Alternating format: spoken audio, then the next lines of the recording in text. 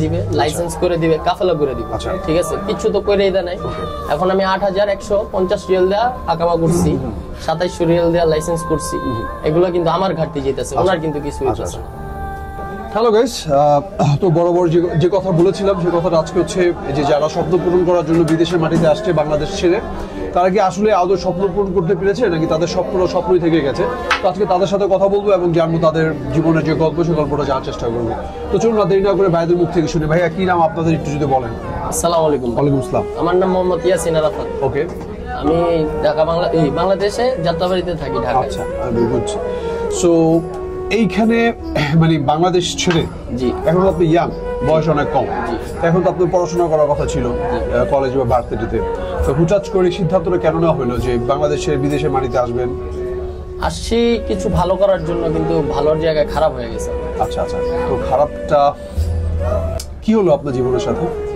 জি, আসছিলাম তো দেশ থেকে বলেছিল এজেন্সি থেকে যে হাঙ্গারি স্টেশনে ডাইরেক্ট কাজ দিবে। আচ্ছা আচ্ছা আচ্ছা, ডাইরেক্ট ভিসা, কোনো সাপ্লাই টাপ্লাই না। আচ্ছা, কিন্তু এয়ারপোর্ট থেকে যখন এখানে আসলাম ভাতাতে, ওনার রুম দেখা নিজেরই ভয় লাগছে।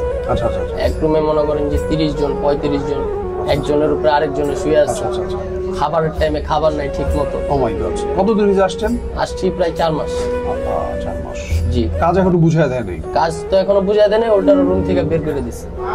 কি বলেন? জি, খুবই খারাপ অবস্থা। আপনার একসাথে কতজন আসছেন?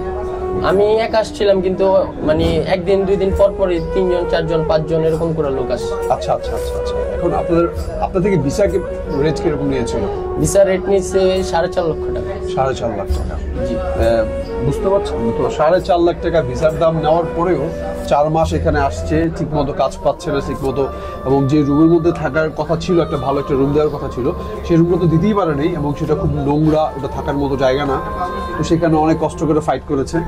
তো মনে হয় তারা পারছে না, তাদের দেয়ালে পিঠ থেকে গেছে। তো দ্যাটস ওয়াই তারা আজকে বের হয়ে আসছে তাদের জীবনের গল্প বলার জন্য।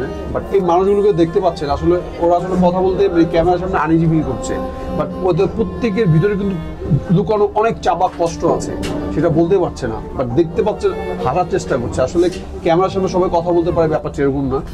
বাট আসলে এটি হচ্ছে লাইফ। আমি একটা কথা বারবার বলার চেষ্টা করি, যারা সৌদি আরবে আসবেন বাংলাদেশ থেকে আসার আগে একটু চিন্তা ভাবনা করে আসবেন। আচ্ছা, এখন হচ্ছে ভাই আপনার তো 4 মাস হয়ে গেছে। জি জি, আপনি তো কাজ টাজ কিছু পান নাই, এখন কি সবাই রুম থেকে বের করে দিছে? না না, রুম থেকে বের করে দিছে মানে কি, আমি আপনাকে বলি, এই পর্যন্ত ৪ মাসে না হলেও ২০ থেকে ২৫ জায়গায় নিচে কাজ দেওয়ার জন্য। আচ্ছা আচ্ছা আচ্ছা, কোনো জায়গায় কাজ হয় না, কোনো জায়গায় কাজ হইলে বেতন নাই। আমি এক জায়গায় ১০ দিন চাকরি করছি। আচ্ছা, ১০ দিন ঠিক মতো ডিউটি করছি, কিন্তু ওই জায়গা থেকে মানে একটু চাপ ছিল, ওনার আমি জানাইছি, উনি বলছে আইসা পড়ো। দেন ওই জায়গায় আমার পাসপোর্টও রাইখা দিছে, পাসপোর্টটাও দেয় নাই। ঠিক আছে, ওনারে বলি পাসপোর্টের কথা, উনি আরো ফোনে ট্রেড দেয়, আসো পাসপোর্ট নিয়ে যাও, এখন আসো পাসপোর্ট নিয়ে যাও। তাহলে আমি কি করবো বলে? আসলে আমরা এখন আপাতত কি করতে চাচ্ছেন, প্ল্যান কি? না, প্ল্যান হলো আমি আর কি, যেহেতু দেখতেছি 4 মাসে আমি কিছু করতে পারতেছি না, ওরা কিছু করে দিতেছে না, তখন আমি আমার বাসায় বাবা মার সাথে কথা বললাম, একটা ডিসকাশন করলাম। পরে বাবা মা কষ্ট করে হইলেও টাকা দিছে, প্রায় 3.5 লাখ 4 লাখ টাকা দিছে আবার। আচ্ছা, তারপর আমি আবার ভিসা লাগাইলাম, ফ্রি ভিসা হইলাম। লাইসেন্সের জন্য অ্যাপ্লাই করছি, লাইসেন্স 23 তারিখে হাতে পাবো।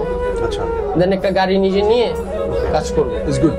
আপনি যদি এটা পারেন, আমি অ্যাডভাইস করতে পারি সৌদি আরবে একটা গাড়ি নিতে পারেন লাইসেন্স দিয়ে, তাহলে হয়তো ডাল ভাত খেয়ে ভালো থাকতে পারবেন। ইনশাআল্লাহ, এটুকু বলতে পারি। এটা দোয়া করেন যে হয় না, কারণ দোয়ার হলো বয়স কম, আর যেহেতু আসছেন, কারণ আমরা যখন বাংলাদেশে থাকি আমাদের এই বয়সটা আমরা আড্ডায় নষ্ট করে ফেলি, বন্ধু বান্ধবের পাল্লা পরে অনেক জায়গায় অনেক সময় নষ্ট করে ফেলি। এবং প্রকৃত যে বাস্তবতাটা বিদেশের মাটিতে আসলেই বুঝতে পারবেন। এবং বিদেশের মাটি তো মাটি, কিন্তু সৌদি আরবের এই যে বাস্তবতার কঠিন বা করুণ কাহিনী, এটা অন্য কোনো দেশের সাথে মিলাতে পারবেন না।